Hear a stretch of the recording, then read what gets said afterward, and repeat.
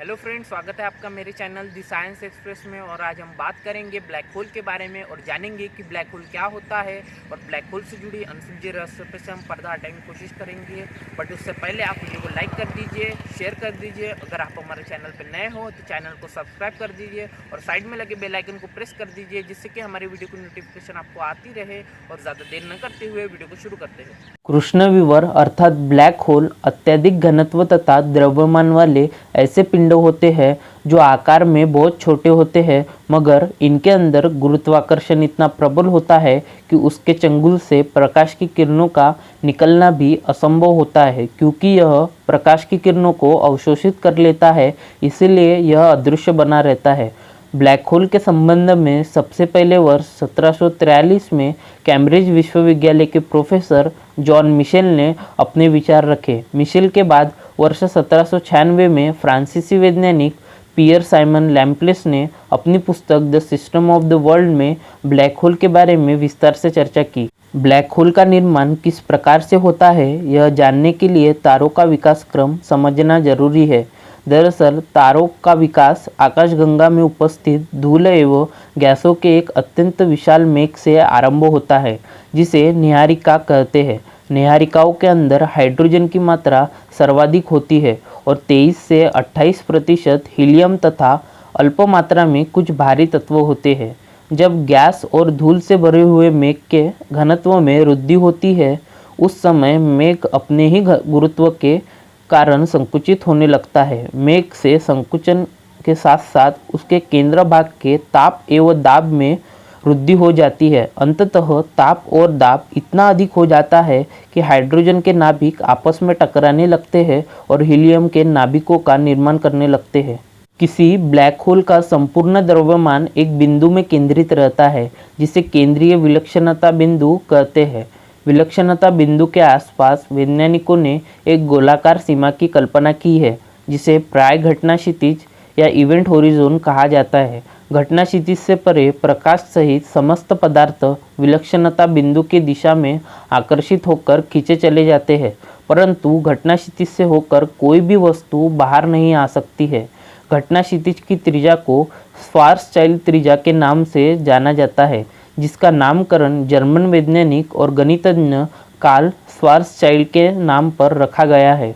दिलचस्प बात यह है कि कार्ल श्वार्ज़चाइल्ड ने ब्लैक होल की विद्यमानता को सैद्धांतिक रूप में सिद्ध करने के पश्चात इसके भौतिक विद्यमानता को स्वयं अस्वीकृत कर दिया था। बहरहाल कार्ल श्वार्ज़चाइल्ड और जॉन व्हीलर को ब्लैक होल की खोज का श्रेय दिया जाता है।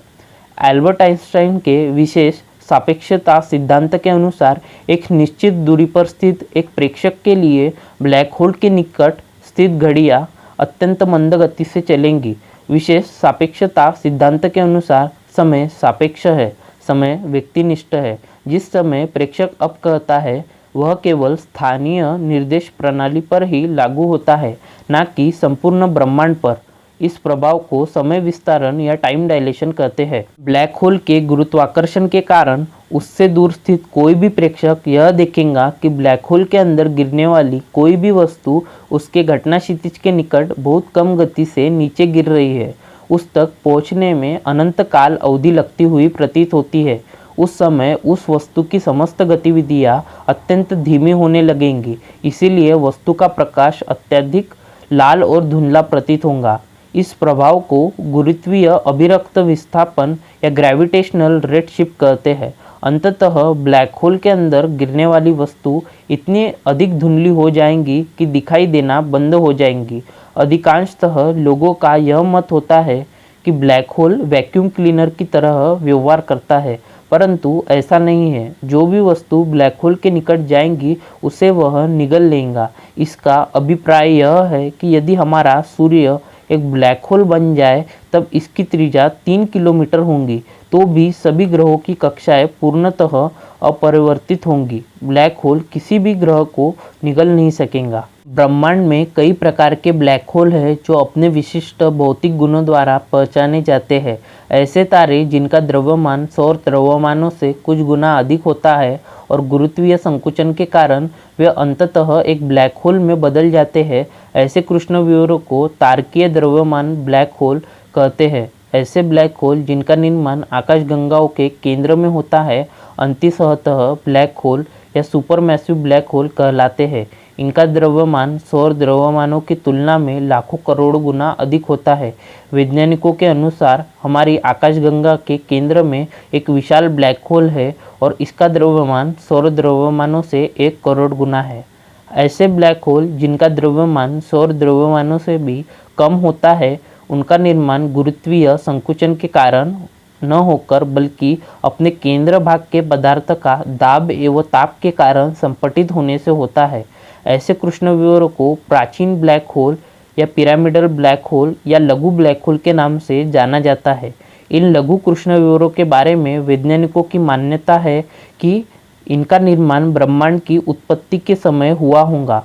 भौतिकविद स्टीफन हॉकिंग के अनुसार हम ऐसे ब्लैक होल के अध्ययन से ब्रह्मांड की आरंभिक अवस्थाओं के बारे में बहुत कुछ पता लगा सकेंगे। आकाशगंगा में ऐसे बहुत से तारे होते हैं जिनका द्रव्यमान सौर द्रव्यमानों से 3-4 गुना से भी अधिक होता है। ऐसे तारों पर गुरुत्वीय खिंचाव अत्यधिक होने के कारण तारा संकुचित होने लगता है और दिकाल विकृत होने लगती है। परिणामतः जब तक तारा किसी निश्चित क्रांतिक सीमा तक संकुचित हो जाता है और अपने और दिकाल को इतना अधिक झुका लेता है कि अदृश्य हो जाता है, यही वे अदृश्य पिंड होते हैं जिसे अब हम कृष्णविवर या ब्लैक होल कहते हैं। अमेरिकी भौतिकविद जॉन व्हीलर ने वर्ष 1967 में पहली बार इन पिंडों के लिए ब्लैक होल शब्द का उपयोग किया। ब्लैक होल के संबंध में हमारी वर्तमान समझ भौतिकविद स्टीफन हॉकिंग के कार्यों पर आधारित है। हॉकिंग ने वर्ष 1974 में ब्लैक होल इतने काले नहीं होते ऐसे शीर्षक से एक शोध पत्र प्रकाशित करवाया। इस शोध पत्र में हॉकिंग ने सामान्य सापेक्षता सिद्धांत एवं क्वांटम भौतिकी के सिद्धांतों के आधार पर यह दर्शाया कि ब्लैक होल पूरे काले नहीं होते बल्कि यह अल्प मात्रा में विकिरणों को उत्सर्जित करते हैं। हॉकिंग ने यह भी प्रदर्शित किया कि ब्लैक होल से उत्सर्जित होने वाली विकिरणें क्वांटम प्रभाव के कारण शनय शनय बाहर निकलती है। इस प्रभाव को हॉकिंग विकिरण के नाम से जाना जाता है। स्टीफन हॉकिंग के क्वांटम थ्योरी और जनरल रिलेटिविटी के एक साथ लाने का काम किया। इससे पहले कोई भी वैज्ञानिक यह काम नहीं कर पाया था। बता दें कि क्वांटम थ्योरी के माध्यम से काफ़ी छोटी चीज़ों के बारे में बताया जाता है, वही जनरल रिलेटिविटी थ्योरी में ब्रह्मांड में तारों व आकाशगंगा के बारे में जानकारी दी जाती रही है। थैंक यू फ्रेंड्स, वीडियो को एंड तक देखने के लिए। वीडियो कैसी लगी हमें नीचे कमेंट बॉक्स में बताएं और डिस्क्रिप्शन में दी गई हमारे इंस्टा आईडी को फॉलो कर दीजिए।